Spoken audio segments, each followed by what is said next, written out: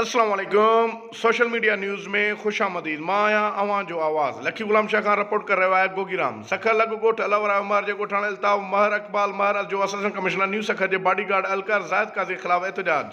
Police एहलकार Zahid उर्फ अलनो काज़ी ज़मीन ते कब्ज़ो करणु चाहे थो। वधीक असां सां मौजूदु आहे इकबाल महर।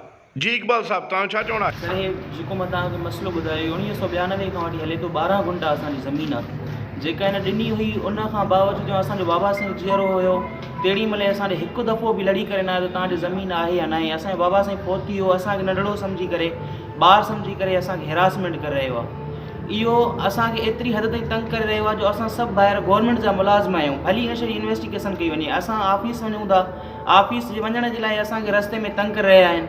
असांखे पुलिस खां डेजारे रहियो आहे। जेॾी महिल त नयूं ॻाल्हियूं रोज़ु नयूं ॻाल्हियूं करे रहियो आहे। रोज़ु पुलिस वारा असांजे दर ते था अचनि।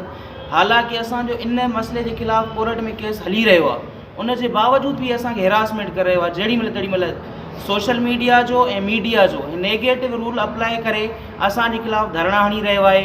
कब्ज़ा माफ़िया आहिनि, कब्ज़ा हटाया वञनि। असांजी सभिनी सिंध जे पाकिस्तान जे आला ऑफिसरनि खे गुज़ारिश आहे त महिरबानी करे जेको इहो मसइलो आहे हिन जे बारे में इन्वेस्टिगेशन कई वञे। ऐं हे जेको एसी साहब जो गनमेन आहे ज़ाहिद हुसैन उर्फ अलनो काज़ी, इन खे करेक्टरलेस माण्हू आहे। इहो असांजे ख़िलाफ़ु घटि वधि ॻाल्हाए रहियो आहे। एसी